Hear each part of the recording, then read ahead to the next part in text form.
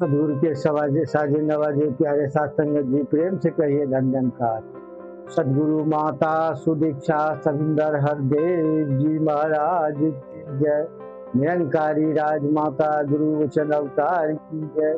प्रेम से कहिए धन धनकार। साथ संगत जी, असीम कृपा ये संत महात्मा का जो गुरु के चरण में ले गया हाथ पकड़कर, लाख लाख शुक्र सदगुरु का, कोटि कोटि धन्यवाद सदगुरु का। जो सदगुरु ने हमारी जात नहीं पूछा, हमारी बात नहीं पूछा, हम हमारे मान अभिमान नहीं देखा, गोरा काला ऊंचा नीचा नहीं देखा और अपना चरण में जोड़ लिया, सारे गुनाहों से माफ करके मुक्त करके इस परम पिता परमात्मा अविनाशी का ब्रह्म का ज्ञान दे दिया। सत्संग यह ज्ञान बड़े भाग से मिलता है, तभी संत महापुरुष कहते हैं बड़े भाग मानुष तन पावा, सुर दुर्लभ सब जन तन पावा। बहुत भाग्यवान होता है जो ये सदगुरु का दर्शन होते हैं।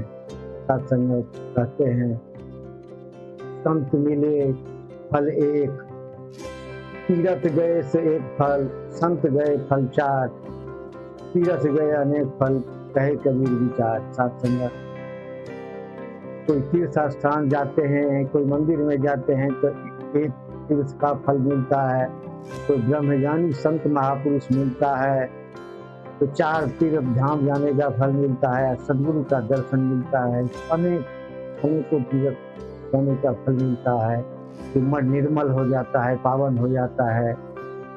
तभी तो तुलसीदास जी ने कहा है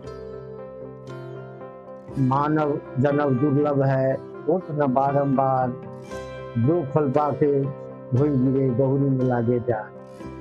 ये मनुष्य का जीवन जो है बहुत बहुमूल्य है। 84 लाख योनियों से भ्रमण करने के बाद जब ये विशाल प्रभु परमात्मा को तरस आता है, दया आता है, तो ये मनुष्य का शरीर देते हैं। जाओ प्रभु परमात्मा का गुणगान करके अपने परम लक्ष्य को प्राप्त करो। यही बात तो भगवान श्री कृष्ण जी ने अर्जुन को कहा, ये मनुष्य का जो शरीर है ये मोक्ष को प्राप्त कर सकता है। तभी महात्मा कहते हैं साधन धाम मोक्ष कर द्वारा।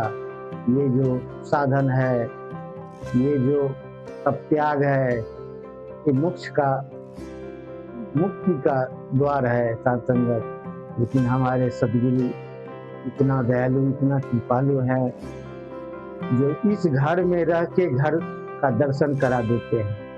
कहते हैं कोई जंगल में नहीं जाना होगा, कोई वेशधारी साधु महात्मा नहीं बनना होगा, गृहस्थ आश्रम में रहना है और घर से ही ये भक्ति का शुरुआत करनी है।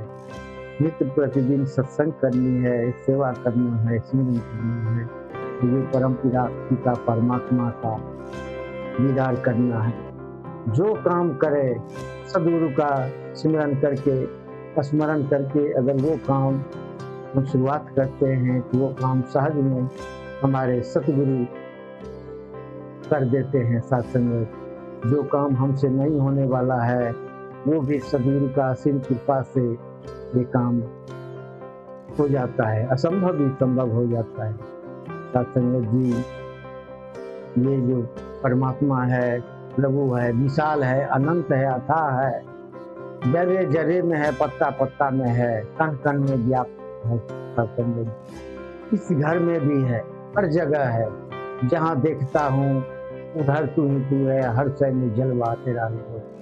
सत्संग जी, जब छोटे थे तो पिताजी रामायण पढ़ते थे, बिन पग चले सुने दिन खाना, कर बिन कर्म करे विज्ञानी। सत्संग बिन पग चले अर्थात पैर नहीं है, हर जगह चलता है, कान नहीं है, सबकी बात सुनता है, आंख नहीं है पर सबको देखता है, हाथ नहीं है सबके कार्य करते हैं, और मुंह नहीं है फिर भी संसार का सारे रूप रस पान कर रहे हैं साथ संगत जी। ये अनंत है, अथाह है, असीम है। इसे पानी भिगो नहीं सकता, वायु सुखा नहीं सकता, अग्नि जला नहीं सकती, शस्त्र काट नहीं सकता। अजर अमर अविनाशी है परमात्मा। कल भी था, आज भी है और कल भी रहेंगे। पृथ्वी के प्रलय हो जाने के बाद भी तो परमात्मा विनाशी रहेंगे। सत्संग जी, ये मनुष्य का जन्म एक बार छूट गया तो दोबारा होने वाला नहीं है। सत्संग जी, ये परमात्मा का दर्शन हर पल हर क्षण सब में करना है। जो भी प्रभु का बनाया हुआ मूर्ति है उसमें भी परमात्मा है। ये आत्मा ही परमात्मा का अंश है। परमात्मा विशाल है, ये आत्मा छोटा है और इस छोटे आत्मा को प्रभु विशाल का ज्ञान देकर के छोटा नहीं विशाल बना देते हैं और कहते हैं जब ये सद्गुरु का सिमरन करता है, स्मरण करता है तो मन जो है साक्षात परमात्मा से जुड़ के विशाल हो जाता है। सत्संग जी, ये परमात्मा का गुणगान छोटे मुँह छोटा जेवा से क्या करूँ, ये तो सूरज के भी आदित होने के समान है। सत्संगत, हरि अनंत, हरि कथा अनंता। ये परमात्मा अनंत विशाल है, इनके महिमा विशाल है। छोटा मुँह से क्या इनका शुक्रगुजार किया जाए, क्या महिमा का गुणगान किया जाए। तभी तो सहनशाह अवतार सिंह जी महाराज ने उनकी महिमा का गुण लिखे हैं। सारा धरती कागज करूं, कलम करूं बन राय, सात समंदर मसी करूं, फिर भी गुरु गुरु लिखा न जाए। इस विशाल अनंत असीम जो स्वामी है, सत्ता है, जरे जरे में खाजे नाजी प्रभु का दिल से तहे दिल से शुक्रगुजार करता हूँ जो दास को इतना शरण में लगा के एक विशाल प्रभु परमात्मा का ज्ञान दे करके आंखें खोल दिया। सत्संग जी, प्रेम से कहना धन निरंकार।